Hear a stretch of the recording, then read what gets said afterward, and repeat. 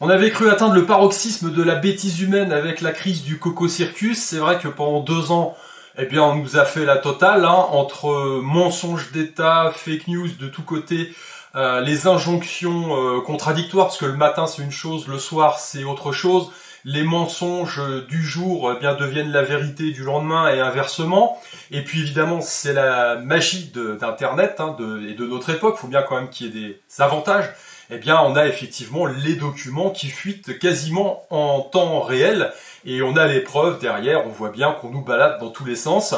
Alors malheureusement, j'ai envie de dire, par rapport à ça, en parallèle, eh bien, on a une masse de gens qui suit le narratif officiel, qui a débranché son cerveau. Alors c'est pas fonction de l'éducation, c'est pas fonction du milieu socio-professionnel, ça touche toutes les couches de la société. J'ai l'impression que aujourd'hui, en 2022, notamment dans les pays occidentaux, l'homme est devenu un animal domestiqué. Homme civilisé, maintenant, c'est synonyme de domestication. Les gens ne sont plus capables de penser par eux-mêmes, ne sont plus capables justement d'écouter des voix un petit peu dissidentes pour se faire leur propre opinion sur la chose. Et puis dans la balance, il y a leur santé, il y a leur liberté fondamentale, il y a la sécurité de leurs enfants. Tout ça, ça passe à la trappe. L'essentiel, c'est d'être conforme au narratif officiel, c'est de faire partie du groupe, et puis de se raconter une belle histoire, parce que évidemment, nous, on fait partie du camp du bien. Alors, on n'a pas eu le temps de se reprendre son souffle, hein, vous avez remarqué, là, c'est que d'un seul coup, on nous demande de regarder à l'est, parce qu'il se passe des choses. Alors évidemment, ne vous inquiétez pas, hein. Peut-être que la deuxième saison, là, on sera à la 3e saison, là, si ça reprend en septembre, ou si nous réactive, on va dire, toute la machine, parce que tout est sous le coude encore, hein. Je veux dire, même si on semble lever pour l'instant les obligations, on va dire, liées à la pandémie, tout est encore en place, hein. Là, le QR code, bien, c'est toujours d'actualité, où ça sera, ouais, on peut réactiver en 2 secondes 14. Et puis pendant que les bombes tombent sur l'Ukraine actuellement, l'Organisation mondiale de la santé planche sur un passeport vaccinal mondial. Voilà. Alors ça, c'est topissime, parce qu'effectivement, si on a la 3e guerre mondiale, ça va bien nous être utile, hein. Alors maintenant, qu'est-ce qu'ils appellent monde? Parce que forcément, là, aujourd'hui, on observe une fracture qui est en train de se mettre en place, justement, dans notre belle société, d'une part, et puis dans notre beau monde mondialisé, hein, d'autre part, parce que là, évidemment, avec l'intervention de Vladimir Poutine en Ukraine, l'avenir s'annonce du moins sombre, voire très très sombre, hein. Voilà. Alors, ce que j'observe depuis une semaine, depuis qu'il y a effectivement les événements en Europe de l'Est, là, avec l'entrée des troupes de Vladimir Poutine sur le territoire ukrainien, et puis les actions militaires, moi ce que j'observe, c'est la bêtise qui continue. Voilà, la bêtise à tout niveau. C'est juste hallucinant. Je suis, moi, de mon côté, éberlué. Je m'étais dit que, évidemment, avec le Coco Circus, on avait atteint un sommet quand même. Eh bien non, on peut toujours faire pire. Hein, c'est un petit peu comme en France, quand il y avait François Hollande qui avait été élu, on s'est dit, non, au bout de 5 ans, on peut pas descendre plus bas. Eh ben si, c'est tout à fait possible. Après, on a eu Emmanuel Macron qui nous a déroulé l'agenda mondialiste. Alors, on peut le dire, hein, évidemment, en passant la seconde, là, on était à Mach 2. On a eu tout, hein, voilà. Il y a eu les gilets jaunes, les gens qui étaient éborgnés, sur lesquels on a fracassé des matraques et compagnie. On a eu effectivement le Coco Circus avec un truc qui s'est jamais produit dans l'histoire à un tel niveau, hein, vive la mondialisation. Et puis en termes de, d'effacement de nos libertés individuelles et de coercition, c'était un truc assez incroyable. Et puis ensuite, menace de 3e guerre mondiale. C'est pas mal, hein. Je me demande ce qu'il va nous réserver pour son 2e quinquennat. Alors bon, c'est lui, mais c'est les autres aussi. On sait très bien que tout ça, ça fait partie d'un ensemble. La mondialisation, voilà, c'est le mot magique, c'est le nouvel ordre mondial, hein, ça traîne partout, évidemment, tous nos dirigeants occidentaux n'avaient que ça à la bouche à une époque, c'est toujours d'actualité. Alors ça l'est beaucoup moins à l'Est maintenant, on voit que Vladimir Poutine, évidemment, de son côté, a l'intention de faire son truc, on va dire. Voilà. Alors, nous, au milieu de tout ça, qu'est-ce qui se passe? Quand les grands s'amusent, les petits trinquent, hein, c'est toujours comme ça. Maintenant, ce qui est important, c'est de se faire sa propre idée pour différentes choses, hein. Parce que, bon, là, on va nous rejouer le même scénario de division et ça fonctionne. Malheureusement, ça fonctionne. C'est ça qui est terrible. C'est-à-dire qu'aujourd'hui, les Russes, eh bien, sont les nouveaux non vaccinés. Voilà, c'est comme ça. Il faut que les regards se polarisent absolument sur eux. Alors évidemment, Vladimir Poutine a décidé d'entrer en Ukraine et de faire une opération militaire.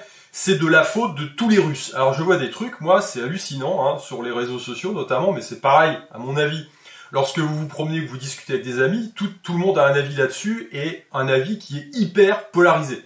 Voilà. Donc il n'y a plus effectivement de bon sens, ça a disparu. Il n'y a plus d'esprit critique, ça a disparu. Il y a plus de raison gardée, hein, c'est-à-dire qu'une guerre à la base, c'est on va dire une diplomatie qui a échoué, mais au centre du problème, eh bien, c'est des conflits d'intérêts, tout simplement, qui momentanément se résolvent ou tentent de se résoudre par une bonne guerre, donc par un côté à l'ancienne, on va dire un peu plus physique, mais normalement on devrait revenir à un consensus diplomatique à un moment ou à un autre, hein, voilà. Dans tous les cas de figure, quand vous considérez l'autre comme la personne à abattre, comme votre ennemi, il y a quand même un souci. Alors quand on fait partie de la population, qu'on rentre dans ce narratif-là, il y a un big problème parce que à un moment donné, il faut quand même pouvoir faire la part des choses et réfléchir par soi-même, hein. Moi, je veux bien virer les étudiants russes des universités américaines parce qu'ils sont russes, justement, pour punir Vladimir Poutine, le vilain méchant de l'histoire d'avoir envahi l'Ukraine. Je vois pas trop le rapport, hein. Geler les avoirs des oligarques russes, hein, en territoire occidental. Bon, dites-vous que s'ils le font déjà à ce niveau-là, ils peuvent aussi bien le faire à un simple citoyen, on va dire, d'origine russe, peut-être même naturalisé à un moment donné, français, américain, ou que sais-je encore, et puis friser ses comptes en banque, enfin lui pourrir la vie, hein.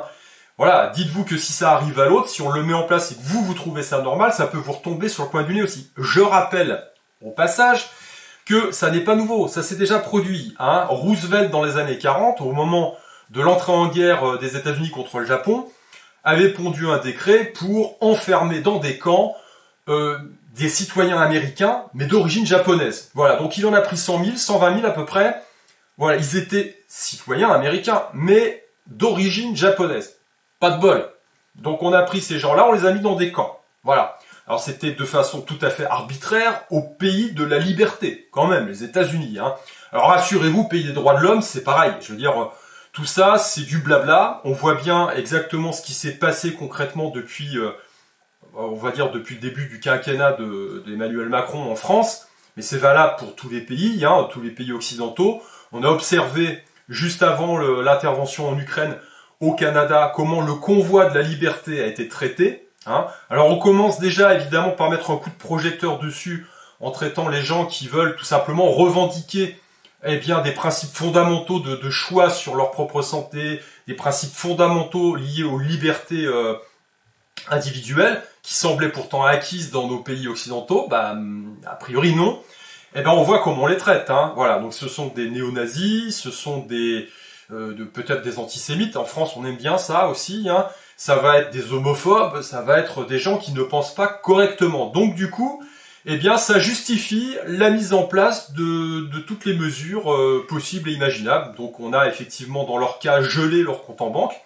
Donc, mettez-vous à la place de ces gens-là, hein. Vous pouvez plus utiliser du tout votre compte en banque, c'est bloqué. Donc, si vous avez un remboursement pour une maison ou pour une voiture, eh ben, vous pouvez plus rien faire. Et puis, vous pouvez pas non plus retirer de l'argent pour mettre de la nourriture sur la table. Vous pouvez pas nourrir votre famille et subvenir aux besoins courants. Il faut quand même se rendre compte du truc.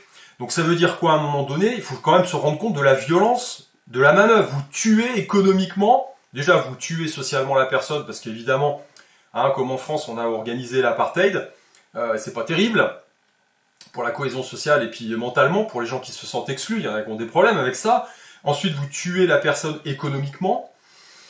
Bon, celui que je vous dise, moi, à un moment donné, il va y avoir une réaction violente. Et à ce moment-là, on va condamner ces gens-là parce que ils sont violents. Ouais, mais enfin bon, écoutez, quand on vous empêche de manger, c'est une violence aussi, hein. Donc, c'est peut-être aussi ce qui se passe un petit peu du côté de l'Ukraine, hein. Il faut avoir une autre analyse un peu plus profonde que le côté émotionnel, immédiat, parce que là aujourd'hui c'est ce qu'on nous vend, comme on nous l'a vendu pendant la crise du Coco Circus, on est dans l'émotionnel, vous comprenez, il y a un truc qui se passe, et puis bah voilà, donc ça justifie tout et n'importe quoi.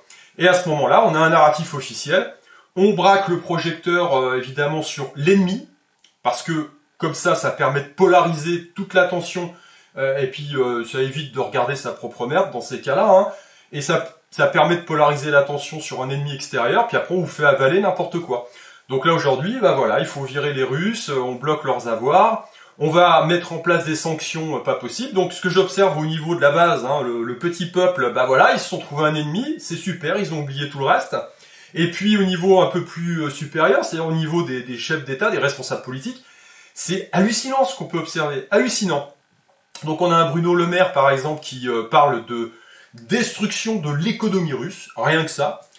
Ça a quand même une incidence hein, sur les populations. Hein. Destruction de l'économie, bah ça veut dire des gens qui crèvent de faim, quoi. Je veux dire juste ça. Hein, c'est voilà. Alors il a oublié un truc aussi, lui, visiblement, c'est que évidemment quand on prend des mesures comme celle-là, de l'autre côté peuvent faire exactement la même chose. Hein. Donc c'est quand même très dangereux quand on commence à rentrer dans un discours, surtout à ce niveau de responsabilité, en traitant la personne avec qui on a un litige, parce que c'est ça au final, hein, voilà, c'est pas un ennemi, c'est pas quelqu'un qu'il faut tuer à l'âtre. À ce niveau-là, on peut pas fonctionner comme ça, parce que ça marche dans les deux sens, et puis on parle de pays, hein, on parle pas de mecs qui vont se mettre un coup de tête pour une place de parking, et ça va être réglé. Là, il y a d'autres implications derrière, hein, et notamment économiques. Donc je me dis, ces gens-là sont irresponsables, voilà. Donc le petit peuple, on lui a fait tourner la tête du bon côté en trouvant un ennemi tout trouvé. C'est facile, les Russes, c'est toujours l'ennemi. Hein. Je veux dire, il suffit de regarder les films américains et les blockbusters qui sont sortis depuis des dizaines d'années. Si vous ne savez pas de quel côté vous êtes, si vous êtes du côté américain, vous faites partie du camp du bien. Si vous faites partie de l'autre camp, c'est russe notamment, vous êtes toujours du côté des méchants. C'est comme ça, c'est-à-dire que tous les conflits sont moralisés.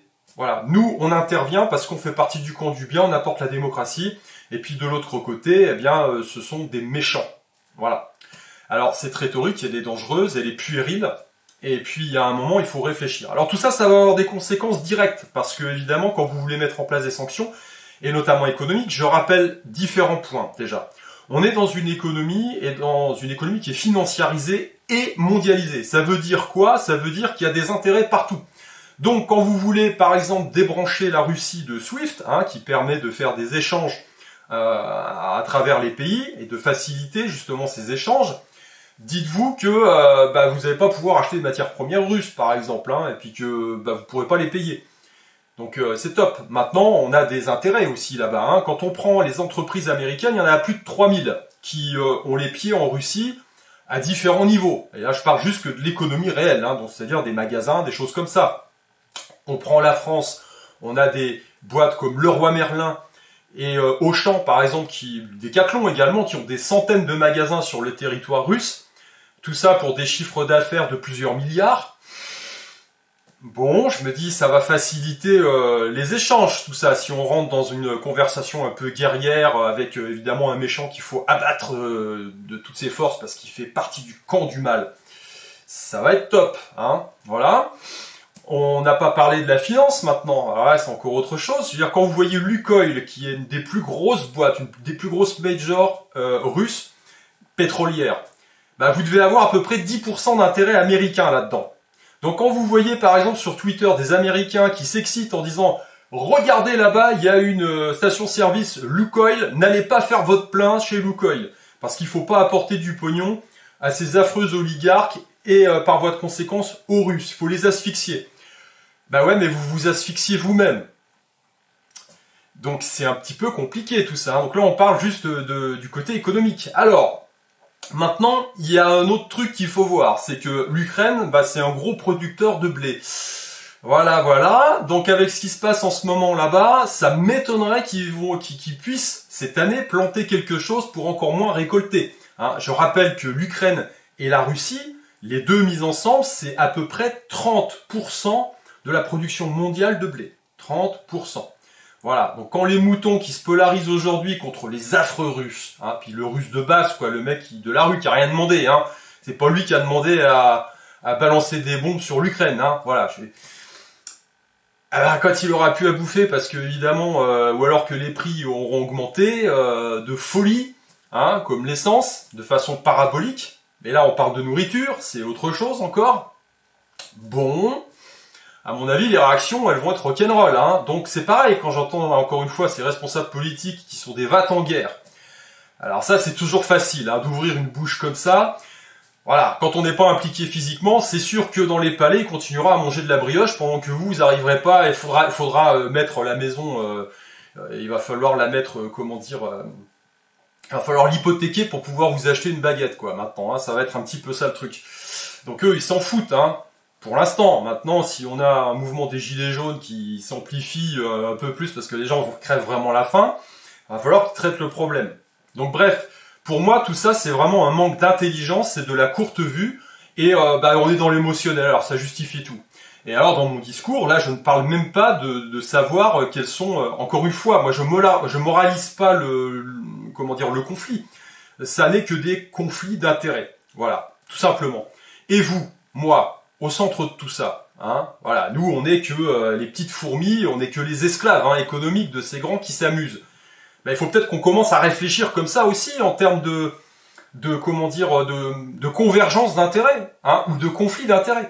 Moi perso, aujourd'hui, en étant dans des États occidentaux, je me dis, mon intérêt, c'est pas vraiment le nouvel ordre mondial. Non, parce que moi, j'ai pas envie de me faire injecter une merde, j'ai pas envie qu'on m'oblige à faire un tas de conneries pour satisfaire un narratif officiel, enfin qu'on joue cette pièce de théâtre immonde là qu'on est en train de jouer depuis 2 ans, ça m'intéresse pas. Voilà. Mettez-vous à la place maintenant d'une population dans le Donbass qui se fait bombarder par son propre gouvernement quand même. Hein. Voilà. À la base, c'est des Ukrainiens russophones. Bon, je me suis renseigné un petit peu. Hein. Je vous mettrai le lien d'un blog très intéressant. C'est un Français, un ancien para qui est parti se battre là-bas. Erwan, un breton, hein, qui est parti se battre là-bas depuis 2014. Et il fait un petit compte-rendu régulier, très régulier sur la situation. Voilà, ça fait 8 ans que ces populations se prennent des bombes sur la tronche. Voilà. Imaginez par exemple que le gouvernement central parisien décide tout à coup que la Bretagne voilà, les Bretons veulent reprendre leur indépendance. Bon, alors balancer des bombes sur la gueule, puis ça se passe depuis 8 ans. On envoie des troupes là-bas, il y a des exactions, machin. Les gamins vivent depuis 8 ans, donc imaginez ce que ça fait un ado aujourd'hui qui a 16 ans, il a connu ça depuis tout petit, hein, dans des caves. Alors, quand vous voyez débarquer les Russes, peut-être qu'il y a une convergence d'intérêts, pour le coup, parce que vous vous dites, tiens, moi je parle russe, voilà les Russes qui débarquent, peut-être qu'ils vont assainir la situation. Moi je vais plus me prendre des bombes sur la tête. Voilà. Donc vous voyez que c'est pas aussi manichéen que ça finalement, hein. Même si Poutine veut récupérer le territoire et notamment les territoires de l'Est, admettons parce que évidemment il y a l'accès à la mer Noire, il y a des gisements de trucs intéressants, hein, parce que c'est toujours ça. Je veux dire, nous on fait pareil, hein, quand les Américains apportent la démocratie dans un pays, c'est pas pour sauver le peuple, c'est parce qu'il y a des trucs intéressants à récupérer aussi, hein. Donc et quand bien même. Donc voilà. Donc moi je fais partie de la population du Donbass. Les Russes arrivent parce qu'ils veulent récupérer machin, mais en même temps, ça me libère des bombes que je prends sur la tête de mon propre gouvernement. Bon, convergence d'intérêts, hein. Je pense que ces gens-là sont plus contents aujourd'hui qu'ils l'étaient il y a encore 15 jours. Voilà. Donc, de notre côté, il faut peut-être effectivement qu'on réfléchisse de cette façon-là et se dire, est-ce que ce que mettent en place nos gouvernements sont dans notre intérêt profond, hein? Est-ce que moi, en tant qu'individu, c'est dans mon intérêt ou pas? Voilà. Et moi, je peux vous dire aujourd'hui que par rapport aux réactions que je vois, qui sont puériles, mais vraiment, alors évidemment, il y a de la manipulation là-dedans, hein, mais les gens se polarisent comme des glands. Voilà. C'est jamais tout blanc ni tout noir, mais ils se polarisent comme des glands. Ils aiment bien. Vous avez le kéké de base, là, il se dit, ouais, c'est comme un match de foot. On va leur foutre sur la gueule, on est les meilleurs, c'est nous. C'est nous qu'on va gagner. Non. Personne va gagner dans un conflit comme celui-là. Quand vous diabolisez une personne comme Vladimir Poutine qui est à la tête d'un pays comme la Russie, déjà économiquement, mais il a vraiment le pouvoir de vous emmerder grave, parce qu'on est dans une époque là où on entre dans une époque où effectivement il va peut-être mieux falloir avoir à disposition du blé et des matières premières qu'un iPhone. Je rappelle qu'un iPhone high-tech ça ne se mange pas, hein, alors qu'une bonne miche de pain, ça cale quand même, voilà, même s'il y a du gluten, hein, on en est plus à ça près, hein, je veux dire l'idée c'est de se nourrir. Et que effectivement, s'ils ferment les robinets du gaz pour les Allemands, l'Allemagne qui est le moteur économique de l'Europe, bah, elle va se retrouver à l'arrêt, hein. Ça va pas être cool. Alors les Allemands qui sont hyper écolos, ça va leur poser problème là, parce qu'il va plus y avoir de gaz, il va falloir qu'ils réouvrent les centrales à charbon. Comment ils vont être alignés avec eux-mêmes, hein. Ça va pas être simple, hein. Voilà. Et puis je parle pas de toutes les autres matières premières, hein, qui sont fournies par la Russie, hein. Demain, effectivement, on n'a plus le pétrole russe. Le baril qui est déjà à 110 $, il va exploser à 200, hein. Ça va piquer. Donc voilà, rien qu'au niveau de la guerre économique, c'est pas terrible. Et si on parle de la guerre tout court, ça va être autre chose là, hein, parce qu'en face, comme je le dis, si on diabolise une personne comme Vladimir Poutine, qui a des moyens technologiques assez importants de nuire, je rappelle quand même, hein, il y a une espèce de bouton rouge au milieu de la table là, hein, comme chez nous d'ailleurs, hein, voilà. Donc on va pas gagner. Personne ne va gagner. Voilà, c'est aussi simple que ça. S'il y en a un qui appuie sur ce machin-là, bah écoutez, hein, ça va faire des dégâts. Hein, voilà. Donc quand vous acculez quelqu'un au mur, ça c'est des simples règles de base de la guerre, hein, établies notamment par les manuels chinois de l'art de la guerre. L'idée c'est quand même toujours de laisser une porte de sortie à notre ennemi, hein, parce que l'ennemi du jour devient l'ami du lendemain. Hein, moi qui suis né en Lorraine, pendant plusieurs générations, il fallait aller casser du bosch. Hein, donc on était patriotes. Là, il fallait sortir le drapeau tricolore. Voilà. Aujourd'hui, quand on sort le drapeau tricolore, c'est pour un match de foot. Dans le meilleur des cas. Dans le pire, quand vous vous rappelez que vous êtes français, vous sortez le zinzin, vous passez pour un fasciste. Ah. Alors maintenant, effectivement, si on a une guerre qui se développe de la guerre économique à la guerre, on va dire militaire tout court, on va vous demander de ressortir les drapeaux. On va vous dire, faut être patriote, les méchants sont là-bas. Donc il y a un moment, faut arrêter d'être puéril. Faut quand même se rappeler qu'on nous a fait le coup une paire de fois. Hein. Je veux dire, ma famille, comme beaucoup d'autres, eh bien, a payé le prix du sang quand même. Hein, parce que voilà, en 14, ils sont partis la fleur au fusil en se disant c'est cool. En 15 jours, on est à la maison, on aura des choses à raconter, ça va aller vite. Voilà. Le seul problème, c'est que y en a beaucoup qui sont parvenus. Et puis la majorité ont pourri dans les tranchées pendant 4 ans. Voilà un petit peu le truc. Donc à un moment donné, on nous a fait le coup plusieurs fois, peut-être qu'il faut commencer à réfléchir un petit peu. Hein. Aujourd'hui, on est à l'ère d'Internet, les documents on en trouve plein. Ça nous permet justement de développer notre esprit critique.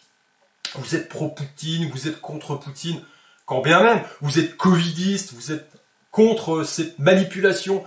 De toute façon, vous allez trouver des éléments de chaque côté, encore faut-il pouvoir y accéder, hein, parce que c'est vrai que dans le pays des droits de l'homme, en ce moment, il y a quand même des trucs qui sont pas clairs, hein. On a vu que la censure marche à bloc, hein. C'était déjà le cas pour le Coco Circus dans tout le monde occidental, hein, dans tout le monde occidental. Je rappelle quand même que sur Twitter, le professeur Malone, qui est quand même un des mecs qui a créé le vaccin Moderna, quand il a fait effectivement une sortie en nuançant un petit peu le discours sur son produit, il n'était pas tout à fait, évidemment, dans le narratif officiel. Bah tout de suite, boum, fake news. Merde, c'est quand même le mec qui a inventé le truc. Bah non, il savait pas de quoi il parlait. Voilà. Donc la censure, elle est là aujourd'hui. Hein. Alors évidemment, on vilipende les Russes parce que ils suppriment Facebook. En passant, ça serait pas une mauvaise idée, hein, voilà, même chez nous, hein, de supprimer un peu ces trucs-là. Mais en même temps, en Europe, on n'accède plus à la chaîne YouTube de RT France. Donc il y a un problème quand même. Hein. Là, il y a un grave problème lié tout simplement à la notion de démocratie, à la notion de liberté individuelle et justement à la libre expression. Hein. Ça n'existe plus. Donc on a de la propagande des deux côtés dans ces cas-là. Hein. Donc moi, d'entrée de jeu, quand je vois un truc comme ça, je me dis bon. Peut-être que je vais quand même aller chercher l'info parce que j'aimerais bien savoir ce que l'autre a à dire. Hein, voilà, tout simplement. Moi, je suis pas russe. Voilà, je suis né français. Je vis en Bulgarie. Je reviens en France. Voilà, mon cœur est en Europe, hein, tout simplement. Maintenant, j'écoute le discours de Vladimir Poutine. On le trouve, hein, voilà. Alors pas l'extrait de 2 minutes là qui vous est balancé par BF Merde histoire de vous dire ah c'est un vilain. Non, écoutez tout son discours, ça dure 1 heure. Vous serez moins bête. Vous verrez pourquoi il initie un mouvement comme celui-là. Voilà. Sans prendre parti, encore une fois. C'est juste, j'ai envie d'écouter l'autre pour ce qu'il a à me dire et de me dire effectivement est-ce que ça peut être légitime ou pas. c'est encore une histoire d'intérêt personnel, tout simplement. Alors, est-ce qu'il y a conflit? Est-ce qu'il y a convergence d'intérêts? Voilà, il faut se poser la question. Et puis vous, savoir comment vous vous positionnez par rapport à ça. Voilà. Donc, c'est ce que je voulais dire aujourd'hui. On a effectivement... on nous rejoue un scénario qui est pour moi dramatique. Parce que cette manipulation... Et on l'a eu à grande échelle pendant 2 ans, on a vu comment ça avait fonctionné, et ça continue à fonctionner, et je trouve ça catastrophique, parce que à petit niveau, effectivement, on dit aux gens, polarisez-vous, les vilains sont là, et puis là, c'est tout et n'importe quoi. C'est, pourquoi pas, on organiserait des milices pour aller, je sais pas moi, parce qu'on a repéré qu'il y a une maison là, au bout de la rue, avec un mec d'origine russe, on va aller le sortir de force, on va le lyncher sur la place du village, enfin, je veux dire... Ça rime à quoi? C'est-à-dire, s'il y a un moment, faut réfléchir, quoi. C'est, hein, il y a un souci. Et donc, au niveau, on va dire, supérieur, hein, quand on a des responsables politiques qui font des sorties comme ça, mais ça rime à quoi? Ça rime à quoi? Parce que derrière, encore une fois, je le dis, une personnalité comme Vladimir Poutine, qui est quand même un homme politique de l'ancien temps, hein, nous on en avait des comme ça, hein, c'est l'époque des Mitterrand. Rappelez-vous, Mitterrand, les barbouzes... les mecs suicidés avec des balles dans le dos, enfin, voilà, cette trempe-là, hein. Je vous rappelle qu'en face, on a quoi? Bah, on a Biden, hein, voilà, le mec qui confond l'Iran et l'Ukraine. On a effectivement d'autres personnalités, enfin, on a tout le club des Young Global Leaders, hein, voilà, élevé par Klaus Schwab, qui ont un agenda qui leur est propre. Bon. Et on a Vladimir Poutine, qui effectivement a été toujours... bouté hors du club. Il y a un moment, il voulait rentrer, puis on lui a dit non, on a besoin quand même d'un type sur lequel on peut taper régulièrement, c'est bien parce que ça permet de polariser l'attention. Voilà, donc il endosse le rôle du méchant tout le temps. Voilà, c'est le dictateur. Et on sait comment finissent les dictateurs. Donc si cette guerre, il la perd, en clair, il peut pas se permettre de la perdre. Voilà, parce qu'il sait qu'il sera... Dans le meilleur des cas, il finira comme Epstein, vous voyez ce que je veux dire? Voilà, donc... c'est pas bon pour lui. Donc si on le met à dos, imaginez que l'Occident gagne cette guerre.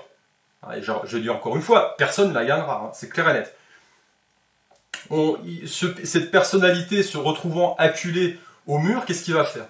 Et il l'a déjà dit. En plus, c'est quelqu'un qui, très souvent, fait ce qu'il dit. Alors là, on n'est plus habitué à ça, mais bon. Et ben, il utilisera la force nucléaire, tout simplement. Voilà, parce que il préférera partir en martyr. Et ça, c'est lui qui le dit, hein, c'est pas moi qui l'invente, plutôt que de se laisser prendre. Voilà, tout simplement.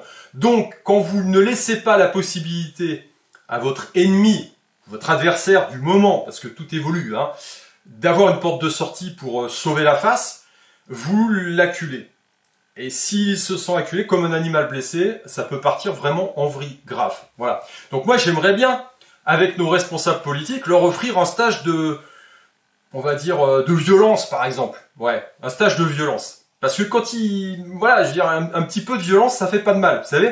Voilà, quand vous prenez un pain dans la tronche, quand vous vous retrouvez à l'hôpital, parce que vous êtes blessé après un combat, quand vous avez des côtes pétées, que vous n'arrivez pas à respirer, ça vous fait réfléchir, hein, et c'est rien. On est d'accord, c'est rien, hein, parce que là, ce qu'ils veulent, là, les va en guerre, hein, BHL et compagnie, c'est potentiellement le conflit nucléaire, hein. Et sans arriver au conflit nucléaire, une guerre, c'est pas terrible, hein. J'en entends qui veulent partir, là. Alors, il y a un côté romantique, on va aller botter le russe hors d'Ukraine, c'est super, mais les gars, on n'est pas dans un happening Facebook, on n'est pas en train de jouer à un jeu vidéo dans le métaverse. La guerre, c'est pas ça, hein. Je veux dire, faites déjà un stage de violence pour voir un petit peu ce que c'est physiquement, déjà, hein, parce que la guerre, c'est pas beau. Voilà, on n'en revient jamais totalement. Moi qui ai baigné dans les histoires de mes grands-parents, je peux vous dire que et mon grand-père sur son lit de mort revivait encore ces épisodes et ces aventures pendant la Seconde Guerre mondiale. Donc on n'en revient jamais totalement, hein. Voilà, la guerre c'est les tripes éclatées et puis ça pue le sang et la merde, hein. C'est ça. Voilà. Donc sortez-vous de la tête le côté un peu romantique, hein. Voilà. Commencez à réfléchir. C'est vraiment le début du début du début, hein. Voilà. Donc qu'est-ce que je peux dire d'autre par rapport à ça? Je pense que le monde est en train de se polariser, mais alors, voilà, c'est plus le rideau de fer des années encore 50-60, mais là, on a une fracture qui est nette, et le monde qui va s'ouvrir, eh bien, il va être particulier. Alors il y a du bon et il y a du moins bon. Je m'explique.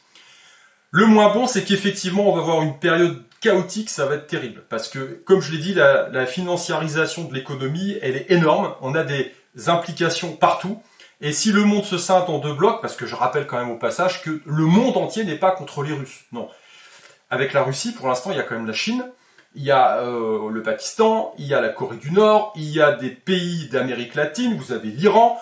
Je pense que les pays du Proche-Orient qui se sont fait prendre, on va dire... Enfin, ils en ont marre de voir la bannière étoilée écrit démocratie dessus. Hein. Je veux dire, les villes elles sont rasées, donc ça va être, je pense qu'ils vont se dire peut-être qu'on va essayer l'autre. Voilà.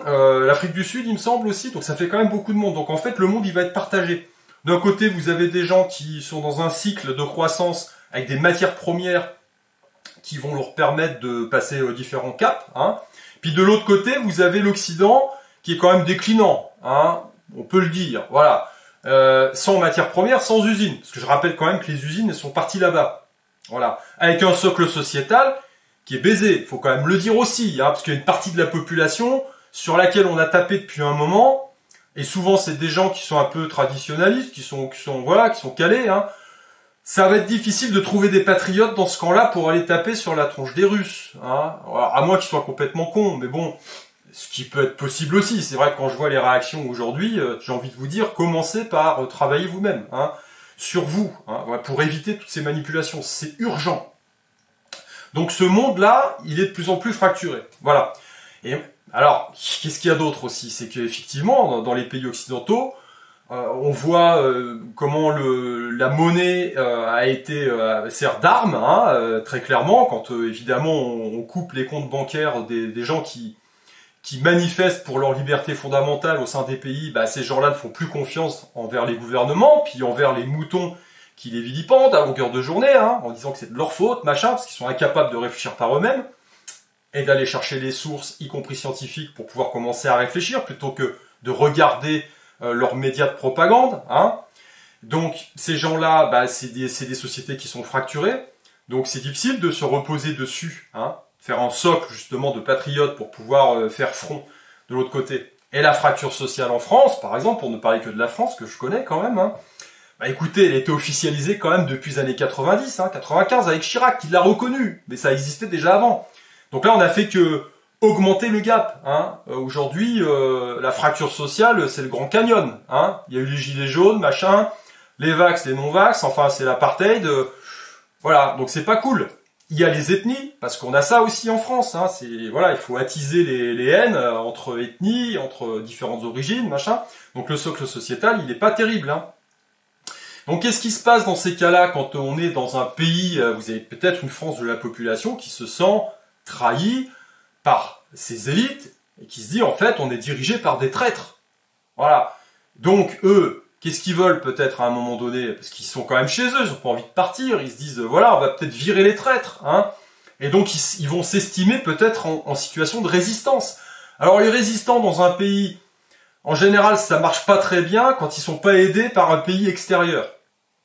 Pourquoi? Parce qu'il faut de la logistique, il faut un peu de fric, il faut s'organiser, machin. C'est quand même plus facile d'avoir des pays extérieurs qui financent. Là aujourd'hui, on a effectivement, avec la naissance entre guillemets de ce bloc, hein, qui s'officialise, hein, grosso modo, le bloc eurasiatique.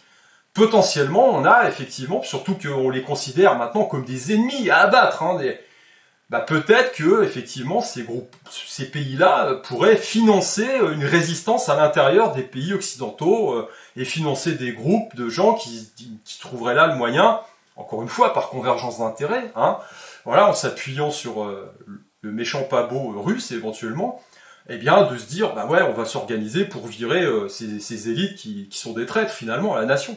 Donc en fait ça ouvre tout un champ des possibles. Voilà. Alors quand on est citoyen de base, hein, au milieu de tout ce bordel, c'est clair, ça va pas être cool. Hein. Je pense que vous le voyez déjà quand vous passez à la pompe à essence, c'est pas cool. Et puis vous allez vous en apercevoir encore par la suite, hein, par rapport aux différentes matières premières qui vont flamber. Et puis notamment, faut faire attention à ce niveau-là, par rapport à la nourriture, parce que là on atteint un autre stade. Hein, quand la famine parfois commence à poindre le bout de son nez, c'est plus compliqué. Hein, voilà. Donc, moi, j'aimerais conclure là-dessus aujourd'hui. Voilà les premières observations que je peux faire. Voilà, et au centre de tout ça, il y a la bêtise humaine de gens qui se laissent toujours, encore une fois, manipuler. C'est pour ça que je répète et je le redis encore une fois, cette guerre, parce qu'il y a une guerre, finalement, c'est pas moi qui l'ai dit, hein, c'est Macron, hein, il est en guerre, lui. Donc il a déjà un front, hein, il peut pas entrer en guerre contre la Russie tout de suite, il faut déjà qu'il finisse sa guerre, là. Et donc on est en guerre, nous, très clairement, et c'est une guerre spirituelle. Voilà. Et dans cette guerre spirituelle, il faut absolument s'armer. Et vous vous armez comment? Eh bien, vous faites un gros travail sur vous. Ça commence par le corps, ça continue par la tête, le côté psychologique. Et il y a des choses très simples à faire déjà, c'est de se rendre compte que l'on s'est fait bananer. Voilà. Il faut que vous travailliez sur vos biais psychologiques. On est tous pareils. On se fait avoir à tout moment de l'histoire. Moi, je me suis fait avoir, il y en a plein qui se font avoir, et il y en a qui continuent à se faire avoir. Ça fait partie du jeu, c'est comme ça. Maintenant, ce qui vous importe à vous, c'est quand vous faites une erreur, une énorme erreur, c'est de ne plus la reproduire. Voilà. Par exemple, quand vous vous rendez compte que vous avez voté pour un guignol et puis que vous faites avoir au moins 3, 4, 5, 6 fois, bon, il y a un moment donné, il faut se remettre en question aussi, il faut se dire non, non, je me suis fait avoir. Voilà, parce que j'ai une mauvaise grille d'analyse, parce que je me suis fait balader, parce que j'ai écouté ce mec plutôt que de voir ce qu'il a fait, hein. Voilà, il y a des petites astuces comme ça, donc il y a un gros travail à faire sur soi, justement, pour se rendre compte qu'on est faible, tout simplement. Que le cerveau est manipulable, très aisément, tout simplement. Et qu'il y a des techniques pour ça, hein. Les publicitaires connaissent, ils savent comment vous manipuler, ils vont manipuler vos sens, hein. L'olfactif, par exemple, quand vous passez près d'une boulangerie, ça sent super bon. Ouais, mais c'est peut-être des fragrances de synthèse, vous savez pas. Donc voilà, on peut vous manipuler de plein de façons différentes, hein. Donc ça, c'est un travail important à faire. Et puis, il faut se rendre compte aussi que, regardez l'environnement chaotique dans lequel on est aujourd'hui, dans lequel on baigne. Donc des solutions pour sortir et se mettre un peu à l'abri, il y en a, ça existe. Mais il faut avoir la sagesse de se dire qu'on n'a pas la science infuse et qu'on peut aussi soi-même se planter, parce qu'il faut une part de chance. Regardez pendant la période du Coco Circus, au niveau des pays, ça a fluctué partout. Il n'y a pas un endroit où on dit ouais c'est le safe haven. Il y a des gens qui s'expatriaient, qui se disaient bah moi je vais en République machin, je vais à l'île Maurice, c'est super. Oui, c'est super d'un point de vue fiscal, d'un point de vue environnemental à un certain moment. Puis il y a eu le Coco Circus et là c'est parti en sucette. Voilà. Vous étiez obligé de rester chez vous, vous pouviez pas accéder à la plage. C'est chouette, vous êtes sur une île, vous pouvez pas aller à la plage. C'est la merde quand même. Donc effectivement, ça a bougé partout, voilà. Donc on peut pas se mettre à l'abri à 100%, c'est impossible, ça n'existe pas. Voilà, il faut arrêter d'être dans un truc tout sécuritaire. Donc il y a un gros travail spirituel à faire sur soi, justement, pour accepter votre mission de vie, tout simplement. Accepter à un moment donné que vous fassiez le mauvais choix. C'est comme ça, on a tous une destinée, un temps à faire sur cette terre. Et peut-être qu'on peut pas se mettre à l'abri de tout, hein. Si demain, là aujourd'hui, par exemple, comme je le dis, si on part vraiment dans un conflit dur au niveau international, qui va commencer déjà par un conflit économique, rien qu'au niveau économique, on va souffrir tous. Voilà. Qui qu'on soit, où qu'on soit, on va morfler. C'est comme ça. Et si on part sur un conflit militaire, bon, j'ai pas besoin de vous faire un dessin. Hein, voilà, il faudra s'en remettre à Dieu, ou chercher, évidemment, il faudra s'en trouver un à ce moment-là. Hein. Donc voilà, ce travail-là, il est fondamental. Il est fondamental. Vous devez répondre à des questions qui ont trait à la notion de vie, pourquoi je vis, et des questions qui sont liées à la mort, tout simplement. Ouais, ça fait 70 ans qu'on a exporté les guerres à l'extérieur. Tant que c'était chez les Moulouds, hein, comme disait l'autre dans les marionnettes de l'info, là, c'était pas grave. Voilà, on s'en fout, nous, business as usual pour les uns, puis on continue notre vie, hein, en se disant, ah ouais, c'est pas cool pour eux. Voilà, aujourd'hui, ça toque à notre porte, hein, et depuis un moment déjà, donc il faut être préparé. Et on se prépare au quotidien. Voilà, un gros travail sur soi, sur le physique, sur le mental, sur l'esprit de décision, sur la prise d'information. Arrêtez de vous nourrir avec des trucs qui vous servent pas, prenez l'information et puis utilisez-la, la bonne information, et puis voilà, faut faire son boulot. Bon écoutez, je vais terminer là-dessus. Je pense que ça n'a rien à voir, mais voilà, je pense que je vais recevoir mon dernier ouvrage là. Ça sera mon 10e, je sais plus, neuvième livre. Voilà, mon 9e livre. sur le karaté, donc je suis content, je l'attends avec impatience. Je partagerai ça avec vous dès qu'il sera en ma possession physiquement. Voilà. Allez, restez calés, on tient la ligne. Je vous dis à plus. Ciao.